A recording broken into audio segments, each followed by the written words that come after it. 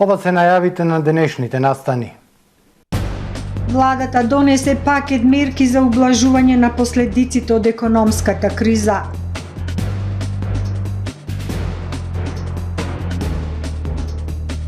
Се укинуваат сертификатите за влез во трговските центри.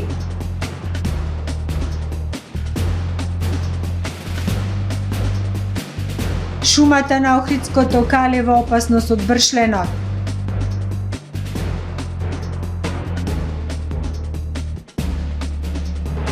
Охрид и Струга ќе се покриваат со бесплатен Wi-Fi интернет.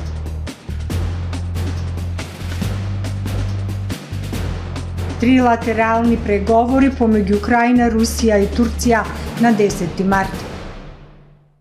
Дневникот вообичаено започнува повременската прогноза. Останете со нас.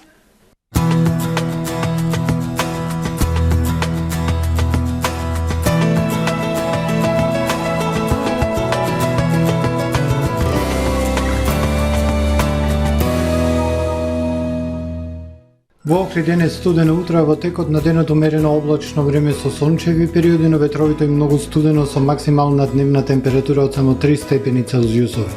Во текот на ноќта кон четврток умерено облачно со зголемување на облачноста, но повторно студено време. Над Европа во четврток, во најголем дел од континентот, ќе биде стабилно со локална облачност и релативно топло, но во источна, југоисточна и јужна Европа студено. Во југоисточна Европа на Балканот, односно врнежи од дожд и снег. Утре на Балканскиот полуостров умерено облачно и нестабилно време со врнежи од дожд, снег, проследени со ветер и ниски температури. На север и исток од полуостровот стабилно со сончеви периоди. Максималните дневни температури на Балканот од 0 до 10 степени Целзиусови. Во четврток во Македонија умерено облачно и нестабилно време со дожд, снег, ветер и ниски температури. На 300 метри врнежи од снег. Минималните температури од минус 11 до 0, дневните од минус 1 до плюс 8. Во Охрид во четврток времето умерено облачно и нестабилно со врнежи од дожд, снег, проследени со ветер и ниски температури, но и засилен североисточен ветер. Минималната минус 4, дневната 3. Во петок умерено облачно време, сончеви периоди, но студено, минималната минус 6, дневната 2. Во сабота и недела студени утра со температури до минус 8 степени, а во текот на денот сончево време со локална облачност и максимални 4, односно 5 степени Целзиусови.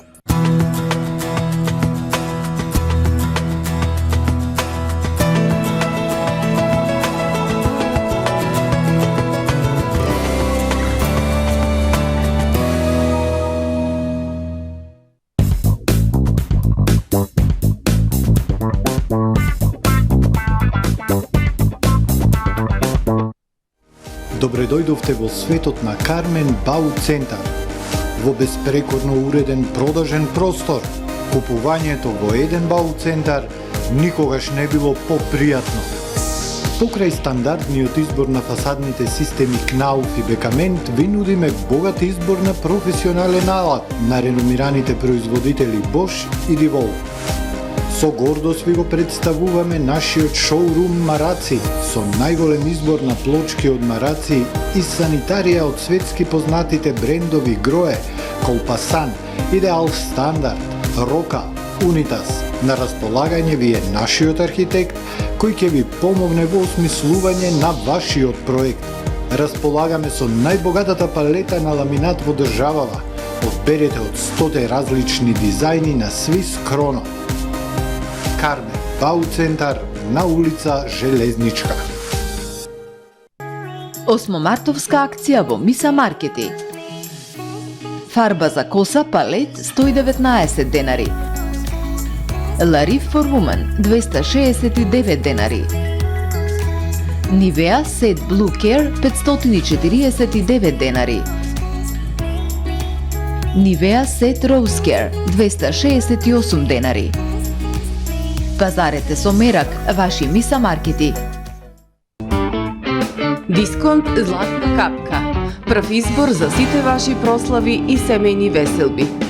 Вршиме дистрибуција на сите видови алкохолни и безалкохолни пијалоци по најповолни цени во Струга и Охрид. Од нашата винска карта одберете вино од реномирани странски и домашни компании. Од богатиот асортиман со над 600 производи, покрај алкохолни и безалкохолни пијалоци, можете да се снабдите и со квалитетни чаеви и кафе. Тајната на 5-годишното успешно обстојување е секогаш задоволни клиенти. Дисконт Златна капка.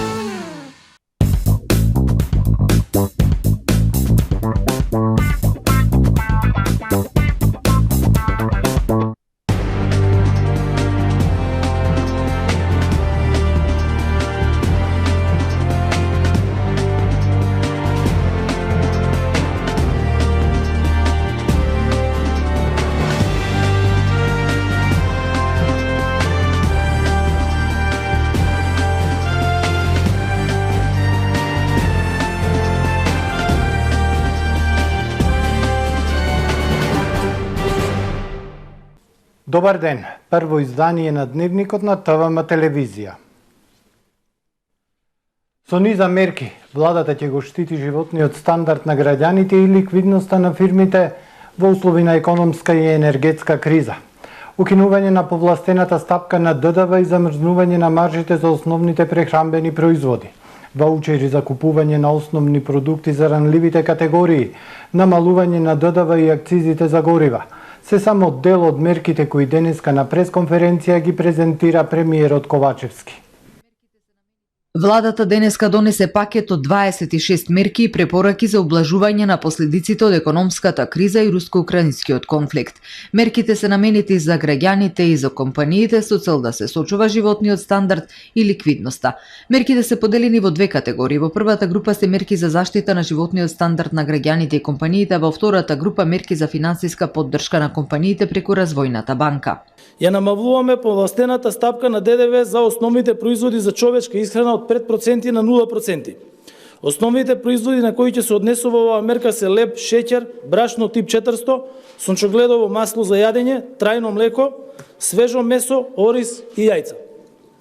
Ги замрзнуваме маржите на основните производи за исхрана. Со оваа мерка спречуваме создавање на наднормален профит, а ќе се влијае на ублажување на влијанието на ценовниот шок врз одбрана категорија на прехранбени производи. 3. Предвидуваме субвенции, односно ваучери за најранливите категории на граѓани за основни производи за исхрана. Тоа се ваучери во вредност од 1000 денари месечно за период од 3 месеци за околу 35.000 граѓани. Се укинуваат царинските давачки за увоз на основни прехранбени производи за сите земји. Се продолжува траењето на повластената даночна стапка од 5% за струјата кон домаќинствата до декември 2022. Се продолжува субвенционирањето за потрошувачка на електрична енергија, субвенции за пензионерите од по 1000 денари во рок од 3 месеци за основни продукти. Се воведуваат мерки за енергетска ефикасност на домаќинствата и јавните институции.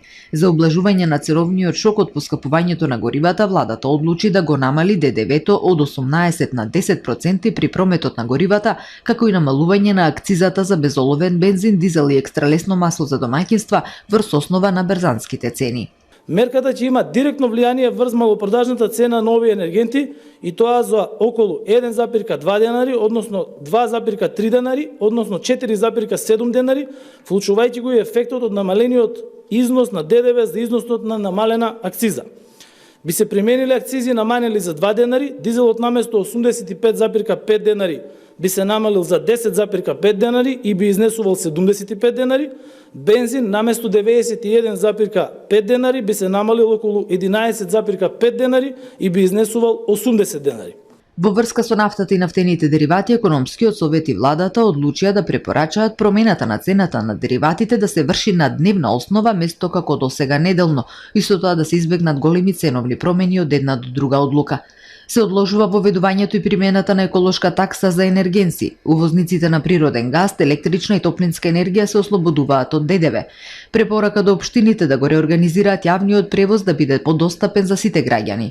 Во врска со одржувањето на ликвидноста на компаниите пак донесени се мерки за субвенционирано кредитирање преку Развојна банка и комерцијалните банки за обртни средства. Предизвиците пред нас се огромни. Во услови на постпандемија се соочуваме со најголемата економска криза која Европа и светот ја паметат во поново време. Ова ќе биде тешка година, но со добри мерки и политики ќе ја премостиме, порача премиерот Ковачевски на пресконференцијата во владата.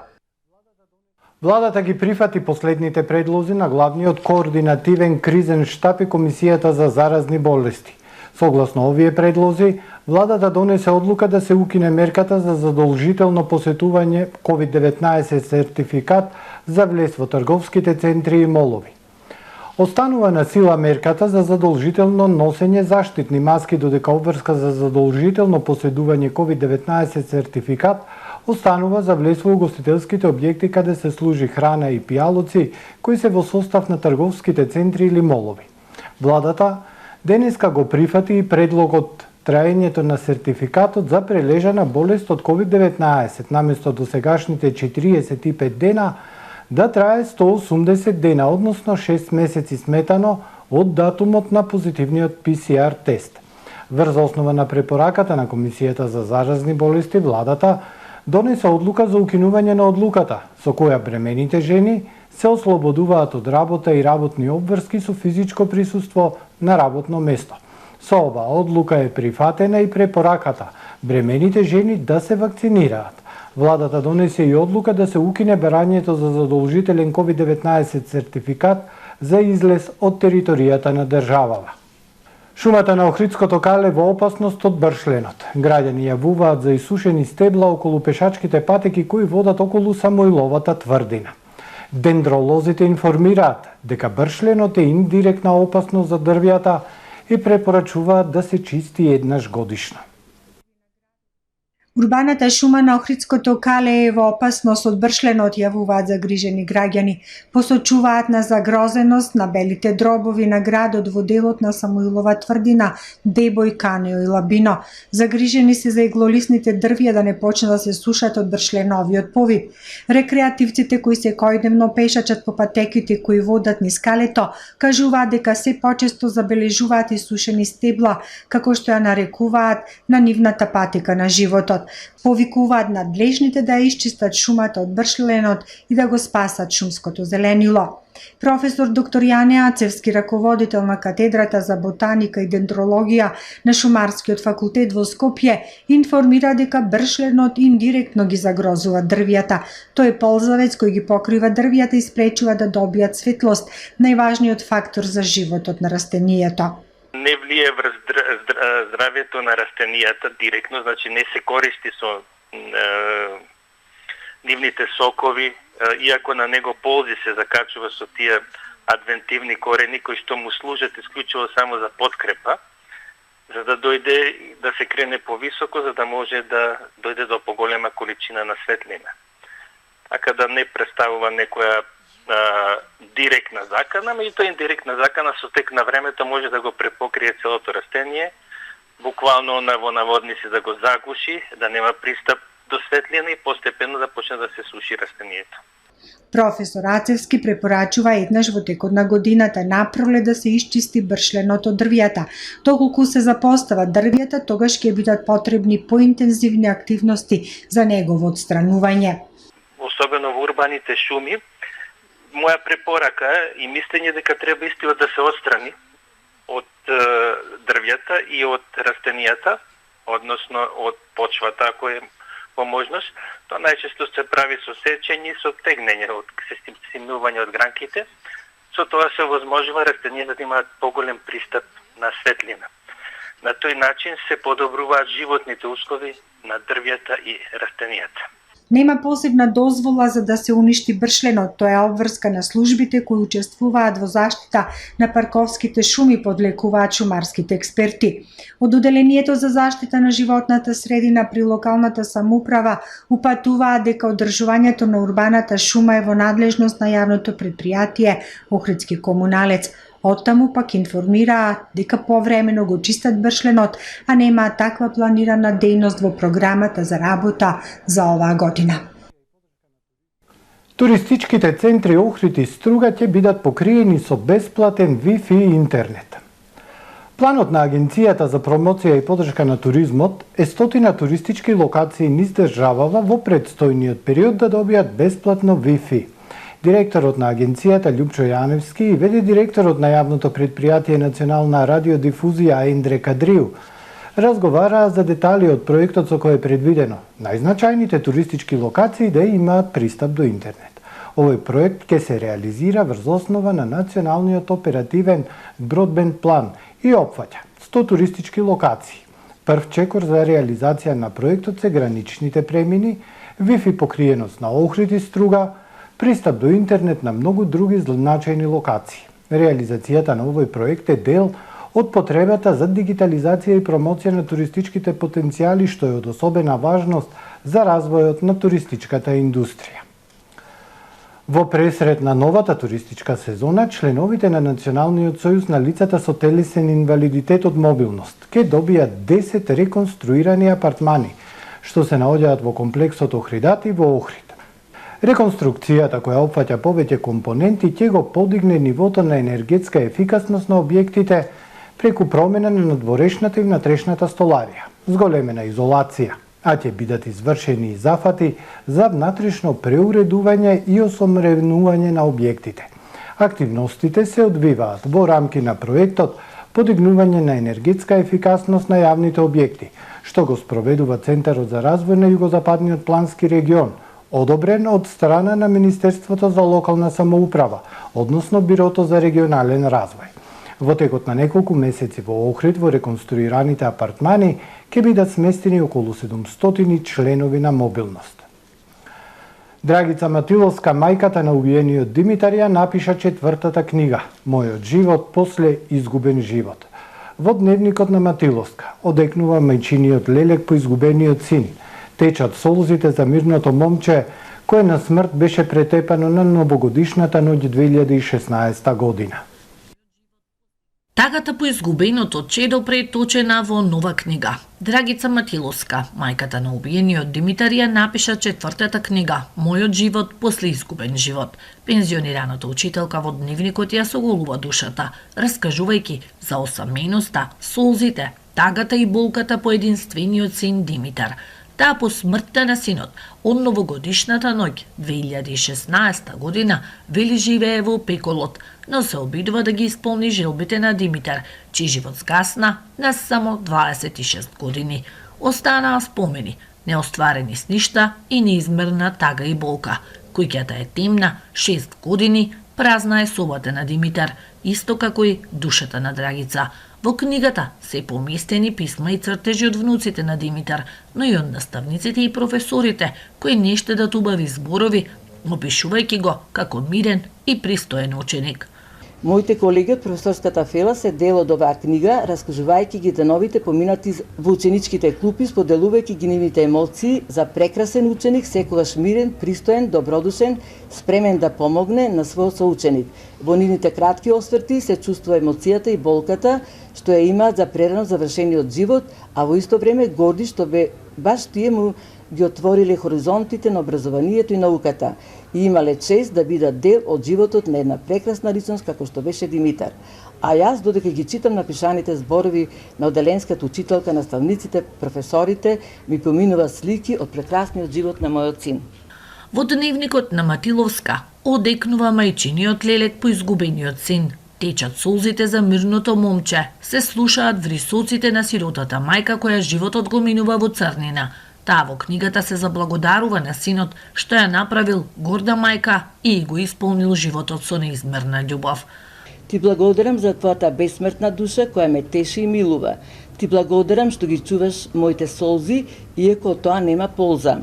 Ти благодарам што твојот дух живее во мојот осамен свет. Ти благодарам за твојата добрина над која ќе никна цвеќина на светлина и радост. Ти благодарам што ми беше син, моето големо богатство. Ти благодарам што секогаш знаеше да ме насмееш и расположиш. Ти благодарам за небавите 26 години кои ми ги подари. Читателите понатака ќе откриват што се јас му благодарам на Димитар. Целта на книгите на Матиловска е да го сочува споменот на Димитар, но и никогаш да не се заборави и да не се повтори крвавата новогодишна ноќ во Охрид. Книгата "Живот после изгубен живот" по символична цена од 200 денари е во продажба, а средствата се наменети за хуманитарни цели. Драгица вели ќе продолжи да пишува и во иднина. Годинава учениците од четврто оделение ќе бидат пробно тестирани за писменост од математика и останатите природни науки. Пробното тестирање ќе опфаќа 30 основни училишта. Со ова тестирање ќе се отвори увид во тоа како училишната клима и култура, наставната практика и целите на наставните програми, но и социоекономските услови влијаат врз постигнувањата на учениците. Државниот испитен центар во рамките на своите надлежности спроведува меѓународни студии и тестирања TIMSS по математика и природни науки. Математичките, како и знаењата од природните науки, како физика, хемија, биологија и географија, се клучни за интелектуалниот развој на секој поединец, објаснуваат од центарот. Целта на пробното тестирање, кое започна да се спроведува, е да се согледа колкаво е нивото на математичка писменост и писменост по природни науки кај учениците од 4-то оделение, истакна денес Елизавета Наумовска, директорката на Државниот испитен центар. Оваа година за прв пат кај нас пробното тестирање TIMSS ќе се реализира со помош на компјутери, односно електронски. Со тоа се вклучуваме во високо развиените земји кои неколку години наназад на ваков начин ги спроведуваат овие меѓународни студии, односно тестирање на ученици.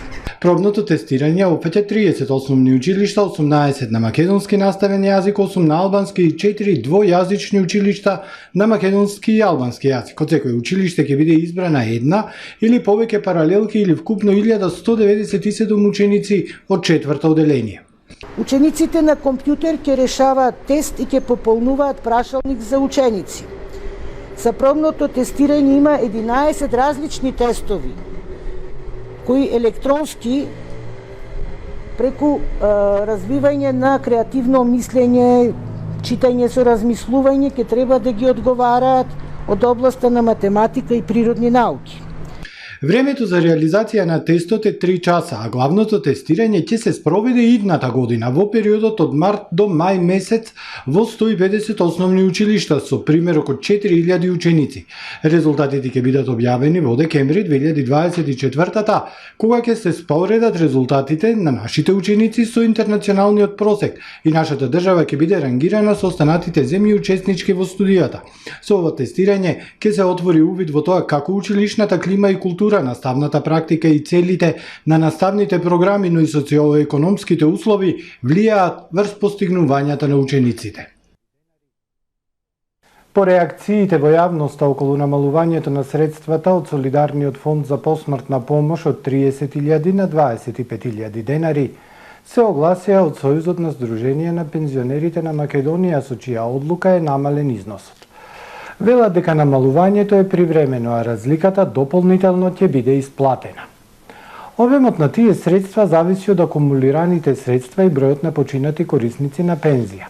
Имено до пандемијата умираа околу 1200 корисници на пензија просечно месечно, а сега за време на пандемијата над 1800 корисници на пензија. Со тоа се зголеми бројот на примателите на посмртна помош и времето на чекање на исплата на отпремнината. Со цел да се помогне на примателите и да се намали времето на чекање, одборот донесе времена одлука да им помогне на семејствата и да им се исплати најголем дел од отпремнината од 25.000 денари, а 5.000 денари дополнително ќе започне да се исплатува со исплатата на јулската пензија по редослед на поднесените барања и во зависност од расположливите средства за исплата на посмртна помош, според евиденцијата која ја води Фондот за пензиско и инвалидско осигурување на Македонија, објаснуваат од Сојузот на пензионери.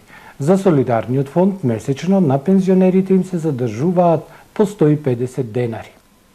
Во продолжение следуваат вестите од светот. Рускиот министер за надворешни работи Сергеј Лавров и неговиот украински колега Дмитри Кулеба ќе се сретнат во Турција, потврди Руското министерство за надворешни работи. Ова ќе биде прва средба меѓу двајцата по руската инвазија на Украина на 24 февруари. Лавров ќе долета на меѓународниот дипломатски форум во Анталија, а неговиот контакт со Кулеба се планира да се случи таму, изјави портпаролката на Руското министерство за надворешни работи Марија Захарова. Средбата ја предложи турскиот министер за надворешни работи Мевлют Чавушоглу, кој предложи трилатерален формат. Кулеба, Лавров и тој да бидат на маса. Засега е најавено дека средбата ќе се одржи на 10 марта, дипломатскиот форум на 11 март. САД ја отфрлија понудата на Полска за префрлање на нивните ловци МиГ-29 од руско производство во американска база во Германија како начин да ги надополнат воздушните сили на Украина во одбраната од руската инвазија. Досега многу земји на НАТО заедно со другите западни сојузници доставуваат само одбранбено оружје за Киев поради заканите на Москва дека тоа ќе ги направи донаторите директна страна во конфликтот и на тој начин се отворени за одмазда. Стейт департментот на САД соопшти дека полскиот предлог ги изненадил. Според моите сознанија не беше претходно консултирано со нас дека планирале да не ги дадат овие авиони, рече државниот подсекретар за политички прашања на Стейт департментот Викторија Њуланд на сослушувањето на Комисијата за надворешни односи на Сенатот. Конгресот денеска постигна договор за обезбедување 13,6 милиарди долари за да ги се помогне на Украина и европските сојузници да се справат со најтешката бегалска криза на континентот од Втората светска војна. Подпредседателката на САД Камала Харис ќе посети Полска каде ќе се сретне со полски официјални представници со цел да разговараат за руската инвазија на Украина и влијанието кое војната го има врз регионот. Обединетите нации вчера соопштија дека повеќе од 2 милиони луѓе ја напуштиле Украина од почетокот на руската инвазија на 24 февруари. Шефот на Агенцијата за бегалци на Обединетите нации УНХЦР Филипо Гранди денеска изјави дека бројот на луѓе кои ја напуштиле Украина од почетокот на руската инвазија веројатно сега поминал 2,1 или 2,2 милиони луѓе. Гранди на пресконференција за време на посетата на Стокхолм рече дека сега е време да се обидеме да им помогнеме на границата наместо да се разговара за поделбата на бегалците меѓу земјите.